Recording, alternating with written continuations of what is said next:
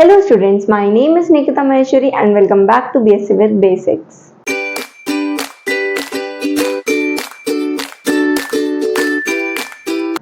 आज का जो हमारा लेक्चर होने वाला है उसमें हम पढ़ने वाले हैं valence shell electron pair repulsion theory and non bonding electron pair repulsion theory के बारे में। लेकिन उससे पहले हम अपने लास्ट लेक्चर का एक रिकैप ले लेते हैं जिसमें हमने वैलेंस बॉन्ड थ्योरी के बारे में पढ़ा था। हमने क्या देखा था? Valence bond theory. हमने वैलेंस बॉन्ड थ्योरी को समझा था और इसके कुछ पोस्टुलेट्स हमने देखे थे। सबसे पहला जिसमें था कि फॉर्मेशन ऑफ कोवेलेंट बॉन्ड की कोवेलेंट बॉन्ड कैसे बनता है, और हमने देखा कि ऑर्बिटल्स जो है वो हाफ फिल्ड होनी चाहिए, फुली फिल्ड होनी चाहिए for the formation of a covalent bond. उसके बाद हमने स्पिन देखी थी कि इलेक्ट्रॉन की स्पिन, दोनों एटम्स में जो इलेक्ट्रॉन है अनपेयर्ड, उनकी स्पिन कैसी होनी चाहिए। इंटेंसिटी देखी थी हमने ओवरलैपिंग की, हमने सिग्मा एंड पाई बॉन्ड्स के बारे में देखा, और इंटेंसिटी मतलब एक्सटेंट ऑफ ओवरलैपिंग से हमने आइडिया लगाया that what should be the bond length, bond strength and bond energy. अब वैलेंस बॉन्ड थ्योरी जो थी उससे हमें आइडिया मिला सिग्मा एंड पाई बॉन्ड के बारे में। फिर सिग्मा एंड पाई बॉन्ड्स में हमने सिग्मा एंड पाई बॉन्ड के बारे में पढ़ा। फिर हमने देखा कि क्या पॉसिबल कॉन्फ़िगरेशंस होती हैं जिनसे हमारा सिग्मा बॉन्ड बनता है एंड पाई बॉन्ड बनता है। फिर हमने निकाला किसी भी मॉलिक्यूल में अगर हमसे पूछा जाता है, जो कि बहुत इंपॉर्टेंट क्वेश्चन है और जनरली पूछा भी जाता है ये, कि नंबर ऑफ सिग्मा बॉन्ड्स कितने हैं इस मॉलिक्यूल में या नंबर ऑफ पाई बॉन्ड्स कितने हैं। इसके लिए हमने फॉर्मूला देखा था कि अगर हमसे पूछ लिया जाए कि नंबर ऑफ सिग्मा बॉन्ड्स कितने हैं, तो नंबर ऑफ सिग्मा बॉन्ड जो होते थे वो n-1 होते थे, जहाँ पे n हमारा नंबर ऑफ एटम्स होते थे जो भी इलेक्ट्रॉन में मॉलिक्यूल में प्रेजेंट है। ठीक है, इसके बाद आता है नंबर ऑफ पाई बॉन्ड्स। अगर हमसे कोई पूछे तो जो नंबर ऑफ पाई बॉन्ड्स होते थे वो होता था 2n+n, where this n refers to number of triple bonds. ये क्या है?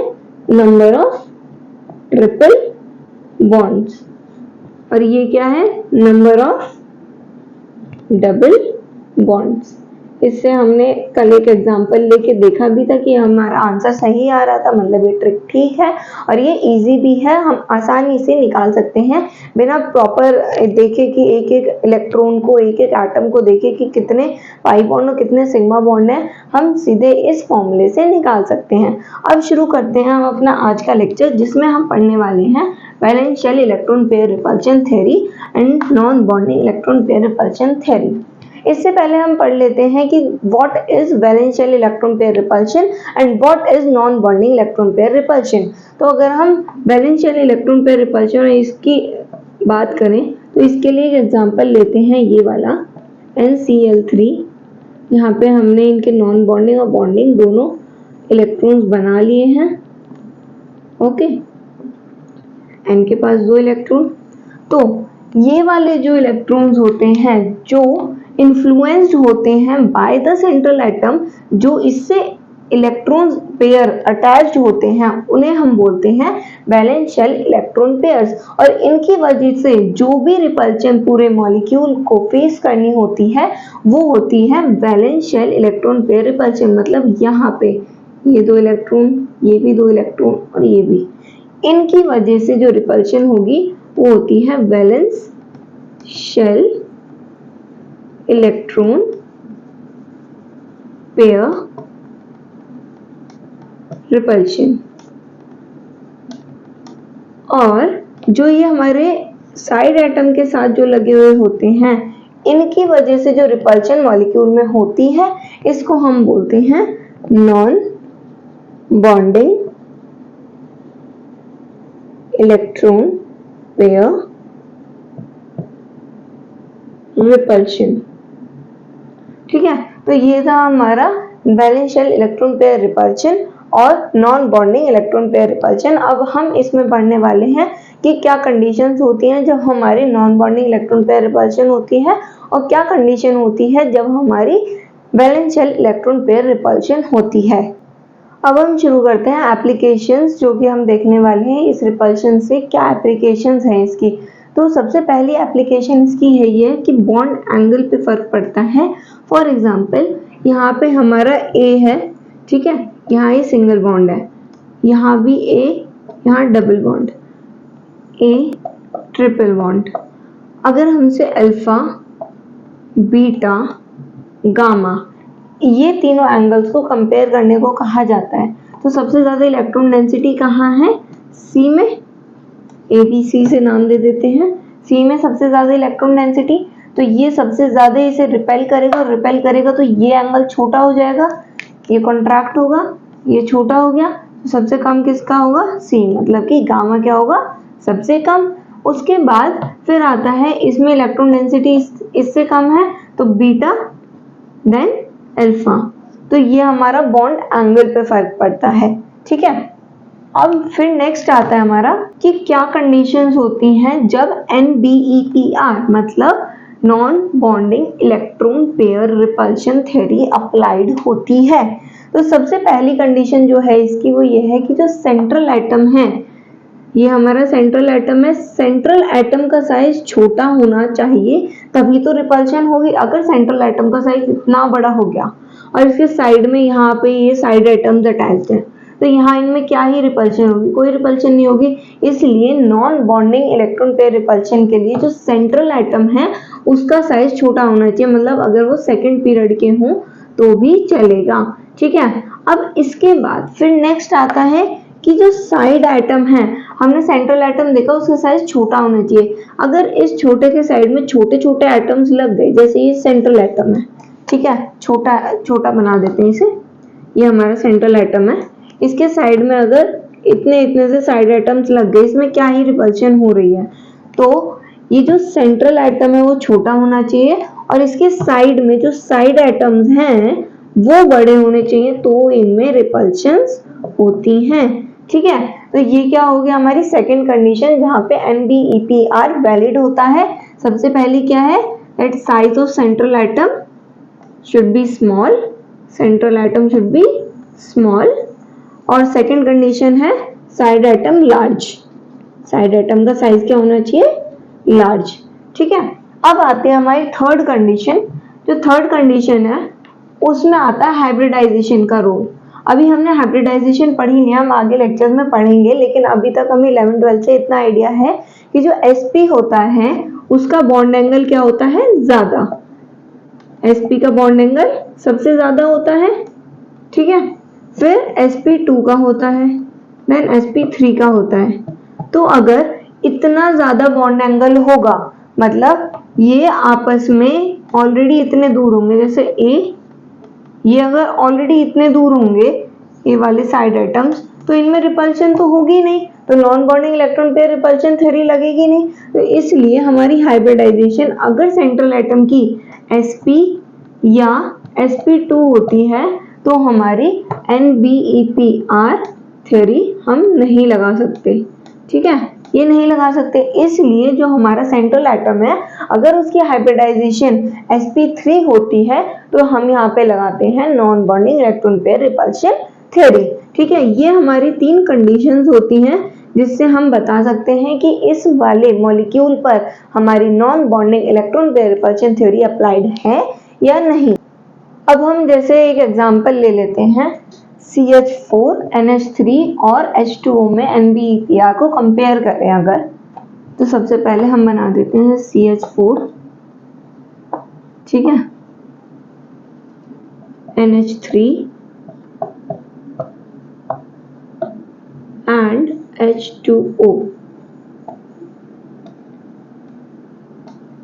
ठीक है।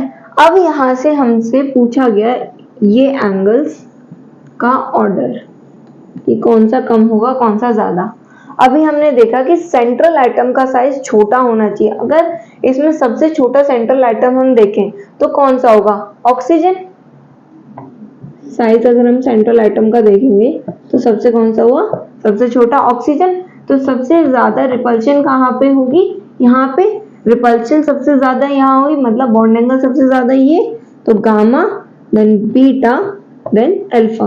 तो ये हमारा क्या बॉन्ड एंगल का हमारा ऑर्डर आ जाएगा कि सबसे ज्यादा होगा गामा का, क्योंकि ऑक्सीजन का साइज छोटा है, इसमें रिपल्शन अच्छे से हो जाएगी। फिर नाइट्रोजन, देन कार्बन, तो इसलिए हमारा बॉन्ड एंगल क्या आ गया? Gamma, then beta, then alpha. अब नेक्स्ट आता है हमारा एप्लीकेशंस ऑफ NBEPR। तो सबसे पहले हम देखते हैं इफेक्ट ऑन बॉन्ड एंगल। तो ये तो हमने इसी एग्जांपल से समझ लिया कि जैसे जैसे हमारी NBEPR बढ़ती है वैसे वैसे बॉन्ड एंगल जो होता है वो बढ़ता जाता है। दूसरी इफेक्ट ऑन माइनस आई, मतलब माइनस आई इफेक्ट की अगर हम बात करते हैं तो जैसे हमने एक ये लिया OH and R and second हमने लिया OR, ठीक है। अगर यहाँ पे हम non bonding electron pair repulsion देखें तो ये बल्कि ग्रुप और ये भी बल्कि ग्रुप, और यहाँ पे सिर्फ एक बल्कि ग्रुप है, तो यहाँ पे जो non bonding electron pair repulsion होगी वो ज्यादा होगी एज कंपेयर टू दिस। तो यहाँ पे क्या हुआ, बॉन्ड एंगल ज्यादा। अभी हम हाइब्रिडाइजेशन में जब पढ़ेंगे तो हमें पता चलेगा कि जितना ज्यादा थीटा होता है उतना ही ज्यादा परसेंटेज एस कैरेक्टर होता है, और ये बात हम सभी को पता है कि जितना ज्यादा एस कैरेक्टर होगा उतनी ही ज्यादा इलेक्ट्रोनेगेटिविटी होगी। और माइनस आई इफेक्ट होता ही क्या है, अपनी तरफ खींचना इलेक्ट्रॉन्स को, तो इसलिए माइनस आई इफेक्ट क्या हो जाएगा यहाँ पे ज्यादा, ठीक है।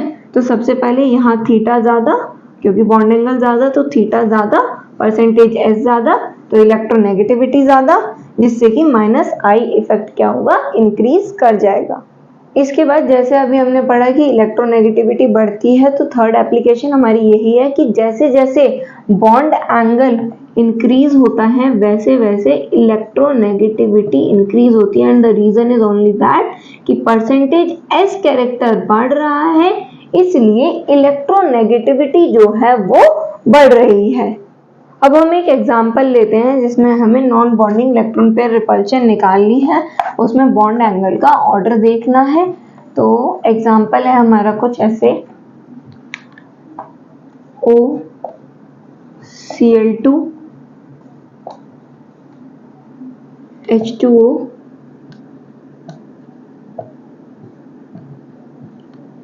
and F2O।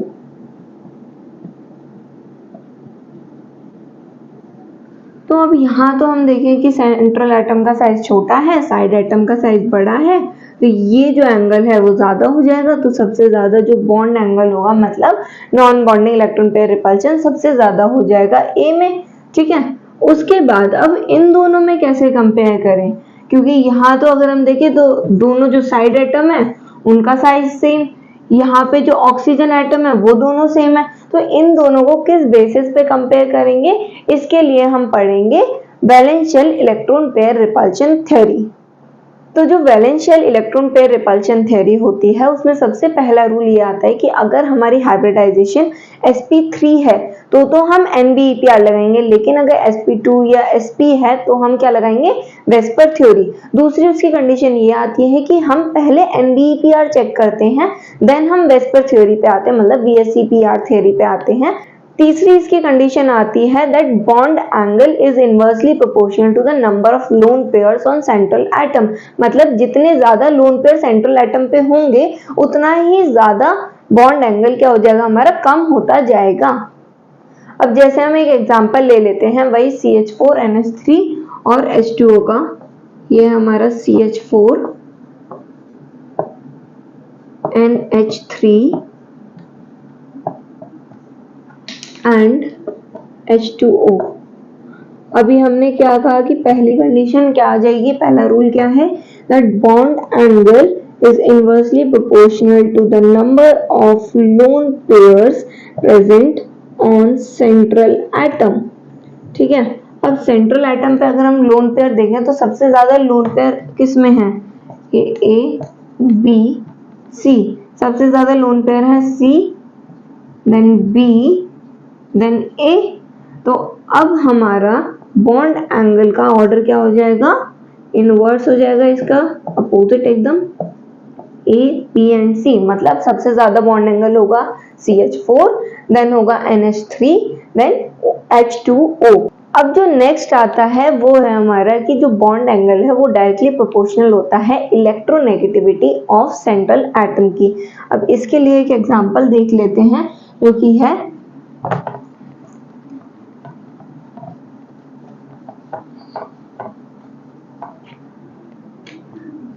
NF3 और PF3। हमने क्या कहा, that bond angle is directly proportional to electronegativity of central atom. ठीक है, तो इलेक्ट्रोनेगेटिविटी किसकी ज्यादा है? ऑब्वियसली नाइट्रोजन की। तो इसलिए बॉन्ड एंगल किसका ज्यादा होगा? NF3 का बॉन्ड एंगल ज्यादा होगा एज कंपेयर टू PF3। ठीक है, अब अगर हमारे जैसे हमने देखा कि अगर लोन पेयर सेम हो जाते हैं तो हम इस वाली कंडीशन पे आ जाते हैं, लेकिन अगर हमारा सेंट्रल एटम भी सेम हो गया तो हम क्या करेंगे? तो अगर सेंट्रल एटम सेम हो जाता है तो हम कंडीशन लगाते हैं that the bond angle is directly proportional to the electronegativity of side atoms। अब इसे भी एक एग्जांपल से देख लेते हैं, जो कि है हमारा NH3 और NF3 का हम एग्जांपल लेते हैं। ठीक है, जब हम NH3 देखेंगे और यहाँ है हमारा NF3, हमें अच्छे से पता है दैट इलेक्ट्रोनेगेटिविटी जो होती है फ्लोरीन की ज्यादा होती है एज कंपेयर टू हाइड्रोजन। और कंडीशन हमने क्या लगाई? That bond angle is directly proportional to electronegativity of side atom. तो इसलिए हमारा क्या आ जाएगा कि इसका बॉन्ड एंगल जो होगा वो ज्यादा हो जाएगा। तो हमने यहाँ से पढ़ लिया वेस्पर थ्योरी और NBPR थ्योरी के रूल्स के बारे में। So this was all for this lecture. Please like, share, subscribe and press the bell icon for more such lectures, and please drop your doubts in the comment section below.